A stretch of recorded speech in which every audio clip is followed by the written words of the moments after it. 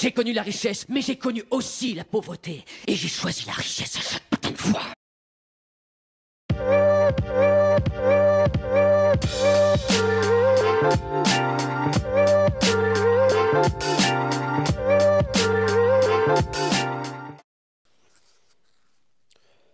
Et bonjour à tous et bienvenue sur la chaîne de l'Examen Crypto. Nous sommes le lundi 16 juin 2025, il est 7h45. On va faire le point sur la situation du Bitcoin qui est en train de rebondir, en plus de ça sur une zone stratégique. Du coup forcément on a une cryptomap qui repasse dans le vert, ça fait plaisir. On va regarder tout ça ensemble au travers de cette vidéo. Bien sûr on va regarder les news, on va regarder les indicateurs, allez gros programme. On s'installe et on démarre cette vidéo directement avec le calendrier macroéconomique. Bon, aujourd'hui on n'aura rien, mais demain, mardi 17, vente au détail principale mensuelle mai, les ventes au détail mensuelles mai, et on aura surtout le mercredi plein d'informations et surtout les projections économiques FOMC, les communiqués du FOMC et surtout la fameuse décision de la Fed sur les taux d'intérêt. Regardez, on ne s'attend pas à une baisse des taux. Le consensus a établi qu'il ne devrait pas y avoir de baisse des taux. Est-ce que Powell fera une baisse des taux surprise ou pas? C'est justement toute la question qu'il va falloir vraiment surveiller. Ça va être vraiment palpitant. Allez, on va regarder ce qui se passe aussi du côté des news, parce qu'il s'est passé pas mal de choses de ce côté-là. Alors, déjà, il faut savoir que dans ce climat macroéconomique très tendu, marqué par des tensions au Moyen-Orient, l'or poursuit son envolée historique, enchaînant sommet sur sommet les uns après les autres. Là, vous le voyez, on est venu faire un ATH encore sur l'or, donc symbole de refuge. Le métal jaune confirme son rôle central en période d'incertitude. C'est tout le temps pareil, hein. Quand il y a de l'incertitude, les gens se réfugient sur l'or. Quand c'est différent, bah là du coup les liquidités vont sur les assets plutôt à risque. Et donc là, vu qu'on est dans l'incertitude, ça va plutôt en direction de l'or. Alors, je vous avais mis, moi, sur Twitter, un scénario qui, pour moi, semble plausible. Bitcoin 2025, le scénario en 3 points. Juillet-août, calme plat, accumulation discrète. Septembre-octobre, démarrage du bull run, démarrage slash suite, hein. Premier signaux fort, jusqu'à début-milieu 2026, montée solide vers de nouveaux sommets. Et puis après, effectivement, on aura la phase de bear market. C'est ce que je pense. Je vous l'ai déjà effectivement expliqué à plusieurs reprises sur ma chaîne YouTube. C'est comme ça que moi je vois les choses. Dites-moi en commentaire, vous, ce que vous en pensez. Quel est votre scénario? C'est ça qui est très intéressant, argumenter surtout. Crypto Dilettante qui nous pousse que Michael Saylor tease un nouvel achat massif de Bitcoin. Il dit que plus les points sont gros, mieux c'est, bien évidemment. Il parle de ces pastilles sur lesquelles il achète du Bitcoin. Donc, on verra bien. Ah oui, en général, on sait que c'est le lundi qu'il achète massivement du Bitcoin. Donc, bon, bah, on va voir. On va voir combien il va investir aujourd'hui. Les transferts de fonds en crypto-monnaie vers le Salvador ont chuté de 45% sur un an au premier trimestre 2025, atteignant seulement 16 millions de dollars. Cette baisse s'explique par une volatilité persistante et un soutien gouvernemental moins marqué. Du côté du Brésil, le Brésil qui instaure une taxe forfaitaire de 17,5% sur les gains en crypto-monnaie, supprimant ainsi l'exonération qui bénéficiait auparavant aux petits investisseurs. Donc c'est fini de ne pas avoir de taxe sur les plus-values au Brésil. Crypto Dilettante qui nous pousse que les stablecoins sont, entre guillemets, la forme de monnaie la plus utile jamais créée. En tout cas, c'est ce que nous dit l'ancien PDG de Circle. Enfin, pas l'ancien, non, c'est ce que nous dit le PDG de Circle. Il estime que le secteur n'a pas encore connu son moment iPhone, mais qu'il approche à grands pas. Donc en gros, quand il parle de moment iPhone, c'est qu'en gros, il n'a pas connu son vrai moment de pump. En gros, c'est ça qu'il veut dire. Pour les jeunes investisseurs américains, posséder un Bitcoin devient le nouveau rêve américain. C'est ce que Jeff Park de Bitwise nous affirme. Alors, du côté de Trump, Trump déclare: les États-Unis ne seront pas responsables de l'attaque contre l'Iran ce soir, donc c'était hier soir, mais si l'Iran s'en prend à nous, la riposte sera d'une force jamais vue. Il ajoute un accord entre l'Iran et Israël reste envisageable, ce conflit meurtrier peut cesser. Donc on verra bien. Toujours du côté de crypto détente, HSBC Hong Kong mise gros sur la blockchain. En effet, la banque intensifie ses projets liés à la garde d'actifs numériques, à la tokenisation et à l'émission d'obligations via cette technologie. Donc les RWA toujours au centre des débats. Elle anticipe une explosion de la tokenisation d'actifs réels. Bah tiens, voilà, les fameux RWA, comme je l'ai dit tout à l'heure, sur des blockchains publiques dans les prochaines années.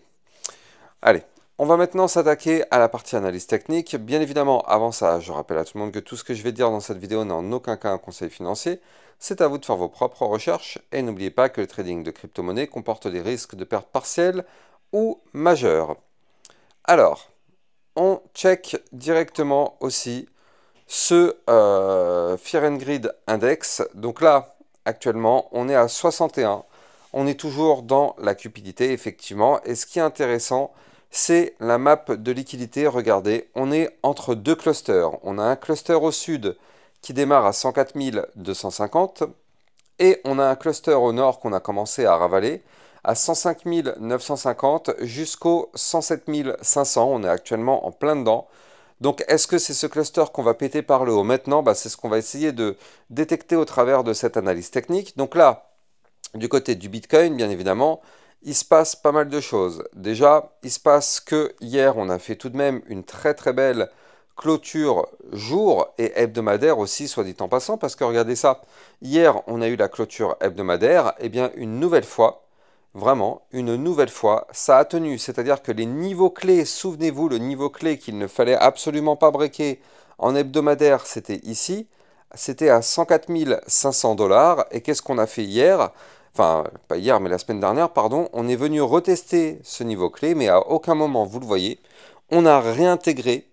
Et au final, on est en train de rebondir au-dessus. Et d'ailleurs, on est en train de rebondir, non pas n'importe où, mais on est en train de rebondir pile poil sur le niveau clé que je vous avais donné, c'est-à-dire le niveau clé de support haut de range, ici, à 105 050. Je vous avais dit que ce niveau clé devait impérativement tenir coûte que coûte. Et regardez, ça fait maintenant combien de jours? Ça fait 1, 2, 3, ça fait 4 jours qu'on touche ce support et à chaque fois, ça rebondit. À aucun moment, on a eu une réintégration officielle. Et donc, au final, qu'est-ce qui se passe? On rebondit sur le support et on est en train de reprendre de la force actuellement. Donc ça, c'est plutôt bon signe. C'est plutôt encourageant. Alors attention, hein, bien sûr, ça reste quand même très précaire, vous le savez. Mais en tout cas, là, on est en train de prendre la direction de la résistance. Donc on a une première résistance à 107 190 $. On aura une autre résistance à 107 872 $. Si on break ces deux résistances, dans ce cas-là, il y a de fortes chances qu'on retourne rechercher les résistances d'après, notamment les 109 456, et pourquoi pas aller rechercher ici les 110 400 ou encore l'ATH aux 111 900 $. En tout cas, c'est ce qui pourrait nous attendre si on continue de pousser, mais là, pour l'instant, il fallait qu'on rebondisse sur un niveau clé. On l'a fait, on a rebondi sur ce niveau clé. Donc pour l'instant, on s'est sauvé les miches, on est tiré d'affaire. Souvenez-vous, je vous avais parlé de précipice. Si on réintégrait ici ce range en venant du haut, le but serait d'aller chercher le bas du range et d'aller rechercher des points encore plus bas. Comme vous pouvez voir sur ce graphique, à aucun moment on a réintégré, donc ça c'est plutôt l'excellente nouvelle. Donc franchement, on est vraiment pas mal, on est pas mal du tout du côté de notre Bitcoin. Je rappelle aussi que du côté du RSI, ça se confirme, avec un RSI actuellement à 52, donc on reste quand même relativement bas. On est plutôt bas sur ce RSI, ça veut dire qu'on a beaucoup de place si on doit reprendre de la force. Et du côté du momentum MACD, eh bien regardez ce qui se passe, c'est-à-dire qu'en fait, par contre, là, il n'y a pas de surprise. On est toujours, bien sûr, dans un momentum contrôlé par les bears. Ça, c'est une réalité. Par contre, peut-être, alors la journée ne fait que commencer, hein, on ne peut pas confirmer ça encore, mais peut-être que là, on va avoir une phase de momentum bear qui est en déclin. Regardez, on est en train de faire une bougie moins haute que les précédentes. Donc ça, ce serait plutôt effectivement annonciateur d'un potentiel retournement de tendance à la hausse. Mais encore une fois, c'est pas confirmé et en plus de ça, la journée ne fait que commencer. Donc là, on peut très bien être ici, mais on clôture la journée à 95 000 dollars. On est en crypto-monnaie, volatilité extrême. Il faut toujours prendre des pincettes et il faut systématiquement rester prudent sur cet environnement crypto. Je rappelle que c'est l'environnement le plus difficile à trader du fait que ce soit l'environnement le plus volatile. Donc effectivement, restons extrêmement prudents du côté de ces crypto-monnaies. D'ailleurs, je rappelle que tant que le Bitcoin ne reprendra pas une vraie confirmation haussière, malheureusement, les assets à risque, donc toutes les crypto-monnaies, risquent de malheureusement très mal vivre la situation. Là, on l'a vu, hein, les altcoins ont de nouveau chuté ces derniers jours. Là, on est en train de reprendre de la force parce que le Bitcoin remonte un peu, mais tout dépend de ce fameux Bitcoin. Alors, ce qu'il faut noter aussi, c'est que là, vous le voyez, si on arrive à repasser aujourd'hui et clôturer la journée au-dessus des 106 077 dollars, eh bien la bonne nouvelle, ce serait qu'on repasserait au-dessus du ruban de moyenne mobile. De toute façon, on était en train de travailler ce haut de ruban depuis maintenant quelques jours, et donc là, on est vraiment à deux doigts de le récupérer. On est en train de le récupérer, hein, mais encore une fois, la clôture jour n'a pas lieu encore. Encore une fois, elle va être très, très, très déterminante. Et je rappelle que tant qu'on reste au-dessus du ruban de moyenne mobile, bien évidemment, on est plutôt haussier. Par contre, si on casse ce ruban de moyenne mobile par le bas, on repasse baissier. Mais là, pour l'instant, ce n'est pas le cas. Pour l'instant, on était en train de retravailler le haut du ruban. On est même plutôt en train d'essayer sa sortie vers le nord. Donc ça, c'est plutôt bullish comme confirmation et comme, pas confirmation, je veux dire, comme information. Maintenant, il faut rester prudent. Je rappelle qu'on a fait ici un premier top. On est en train de faire un deuxième top moins haut que le précédent. Alors bien sûr, oui, comme je l'ai dit tout à l'heure, on s'est sécurisé temporairement ici du fait qu'on n'a pas réintégré le range. Mais attention, hein, on peut très bien avoir une reprise là et derrière, boum, on s'effondre de plus belle et on valide le double top. Pour valider ce double top, déjà, il faudra réintégrer l'ancien range donc au 105 050. Ça nous entraînerait malheureusement vers le bas du range, ici à 101 508. Et si on break les 101 508, attention, dans ce cas-là, on pourrait avoir un double top malheureusement et retourner rechercher des points plus bas. En tout cas, pour moi, là, quand je me mets en vue très long terme sur le Bitcoin, effectivement, moi, je vois que c'est quand même réellement bullish tout ça. Quand on voit un Bitcoin qui est actuellement à deux doigts de casser son dernier point haut et d'aller chercher des points encore plus hauts, là, ça reste quand même relativement encourageant. Regardez, on a un Bitcoin ici qui a pump, on a été faire un nouvel ATH, on est revenu retester l'ATH, on a confirmé la cassure de cet ATH en vue mensuelle. Donc là, ça reste quand même plutôt encourageant et on pourrait se dire que le Bitcoin pourrait continuer de pousser. Alors pour moi, ma target, je vous l'avais déjà donné, hein, ici on avait détecté une tasse séance et donc pour moi, la target théorique sur ce bull run, ça pourrait être effectivement la target de cette tasse séance. Donc du coup, la target de cette tasse séance, pour moi, elle m'emmène ici aux alentours des 126 000 dollars, donc entre les 126 000 et les 130 000 dollars. Pour moi, ça pourrait être déjà une belle target sur ce cycle. Alors encore une fois, bien évidemment, il est tout à fait possible d'aller rechercher des points encore plus hauts, mais c'est déjà une première belle target. Alors je vous avais donné aussi comme target les 150 000 dollars et peut-être même les 160 000, mais ça reste quand même les scénarios pour moi qui sont les plus optimistes. Je pense que d'un point de vue pessimiste, ce cycle pourrait nous emmener aux 125 000, 130 000. Après, si on est plutôt optimiste, on peut aller plus haut, bien évidemment. Mais moi, ma stratégie, c'est que je préfère rester pessimiste. Comme ça me forcera à prendre des profits, plutôt que de me dire que le Bitcoin va aller taper les 200 000 dollars, et manque de chance, le Bitcoin s'arrête à 150 000 par exemple, et tous ceux qui pensaient que ça va atteindre les 200 000 vont se retrouver le bec dans l'eau sans avoir pu prendre de profit. C'est pour ça que moi je préfère rester pessimiste et prendre des profits à mes niveaux clés donnés. De toute façon, faire une sortie en DCA, ça reste toujours une stratégie parfaite. Donc prendre des profits effectivement sur ces niveaux clés, ça reste vraiment très très intéressant. Donc on verra bien. Encore une fois, on va pas devenir millionnaire, hein. Je pense que je suis comme vous. J'ai investi quelques centaines d'euros sur les crypto-monnaies. Bon, bah, si ça me permet d'avoir effectivement quelque chose d'intéressant, si je peux réussir à gagner 3000, 4000 euros, ce serait déjà pas mal sur le cycle. Maintenant, bon, bah voilà, hein, on verra bien ce qui va se passer. Ça, seul l'avenir nous le dira. Mais voilà, je suis comme vous, hein, j'ai investi des liquidités. Bon, si ça fonctionne, ça fonctionne. Si ça fonctionne pas, bon, bah c'est le jeu, hein, mais bon, en tout cas, on est plutôt bien parti pour le moment pour avoir quand même des profits sur la durée. Alors bon, je sais qu'il y a des personnes qui ont investi des dizaines de milliers d'euros. Chacun fait ce qu'il peut en fonction de ses revenus. Après, voilà, hein, c'est chacun son choix. Moi, personnellement, mon choix, c'est de ne pas mettre de grosses liquidités. Et de toute façon, voilà, hein, je trouve que déjà avoir mis environ plusieurs centaines d'euros ou même jusqu'à 1000 euros, c'est déjà pas mal. Le but du jeu, moi, en tout cas, ma stratégie, ce n'est pas du tout de devenir millionnaire, c'est juste d'arrondir les fins de mois, pouvoir payer des biberons, pouvoir payer voilà, des petites sorties à ma famille. Voilà, moi, c'est ça qui m'intéresse en tout cas. Mais bon, chacun sa philosophie, chacun ses stratégies. Allez, on va regarder ce qui se passe du côté de l'Ethereum. Du côté de l'Ethereum, qu'est-ce qui se passe? Eh bien, regardez.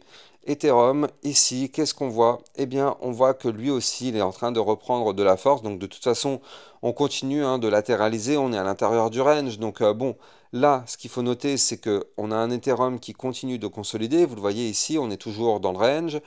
Je rappelle, avant de continuer, que vous pouvez me suivre sur Twitter pour recevoir toutes les news et toutes les actualités crypto. Ça vous permet de recevoir aussi plein d'informations.